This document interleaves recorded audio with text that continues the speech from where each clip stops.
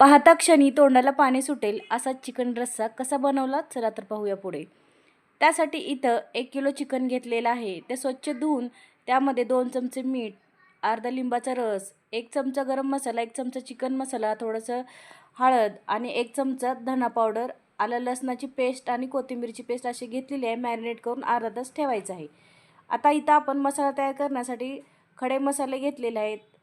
2 चमचे तीळ, 1 चमचा खसखस आणि खोबरं छान असं थोडंसं तेल टाकून भाजून घ्यायचं आहे कमी गॅसवरतीच. लालसर असं भाजून घ्यायचं आहे. आता हे भाजलेलं आहे. आता काढून घेऊया साईडला.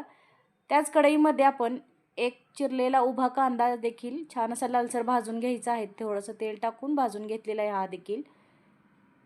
आता त्या कढईमध्ये 3 चमचे तेल टाकून जे मॅरिनेट केलेलं होतं अर्धा तास चिकन ते घेतलेलं आहे आणि छान असं हलवून घ्यायचं आहे. चिकन हलवून घेतल्यानंतर त्यावरती एक झाकण ठेवून त्यामध्ये पाणी गरम करून घ्यायचं आहे. छान असं चिकन थोडंसं हलवून आपण जे गरम केलेलं पाणी आहे ते त्यामध्ये टाकायचं आहे आणि आता आपलं चिकन छान शिजू द्यायचं आहे. इथं मी कोथिंबीर, आलं लसूणची पेस्ट घेतलेली आहे. खोबरं, खडे मसाले, तीळ आणि खसखस घेतले ते देखील वाटून करून घेतलेलं आहे आणि मिक्सरच्या भांड्यामध्ये जो कांदा भाजलेला आणि एक छोटा टोमॅटो पेस्ट करून घेतलेली आहे. आता आपलं चिकन शिजलेलं आहे छान असं.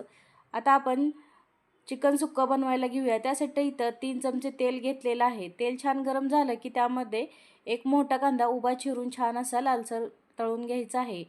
कांदा छान लालसर तळल्यानंतर टोमॅटो आणि कांद्याची पेस्ट केलेली आहे ती टाकायची आहे. छान असं परतवून घ्यायचं आहे.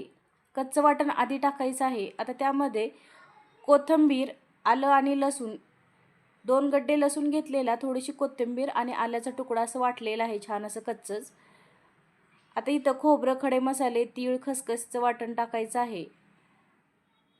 छान असं तेल सुटेपर्यंत परतवून घेऊन त्यामध्ये 1 चमचा चिकन मसाला, 2 ते 2.5 चमचे घरचा काळा मसाला टाकायचा आहे आणि परत एकदा छान असं हलवून घ्यायचं आहे. छान असं हलवल्यानंतर त्यामध्ये जे शिजवलेलं चिकन होतं ते टाकायचं आहे आणि छान असं हलवून घ्यायचं आहे. कोथिंबीर टाकायची आहे थोडीशी चिरलेली बारीक. आता चवीनुसार मीठ टाकलेलं आहे. आपण चिकन मॅरिनेट करताना सुद्धा मीठ टाकलेलं आहे. आता एक वाफ काढून आपलं चिकन हे खाण्यासाठी तयार आहे. तुम्ही भाकरी, भाजी किंवा भातासोबत हे चिकन अगदी झणझणीत असं खाऊ शकता. मस्तपैकी झालेलं आहे हे. कांदा, लिंबू आणि भात, भाकरीसोबत हे चिकन तुम्ही नक्की खा. खूप छान झालेलं होतं. रेसिपी आवडल्यास लाईक, शेअर आणि सबस्क्राईब करा. धन्यवाद.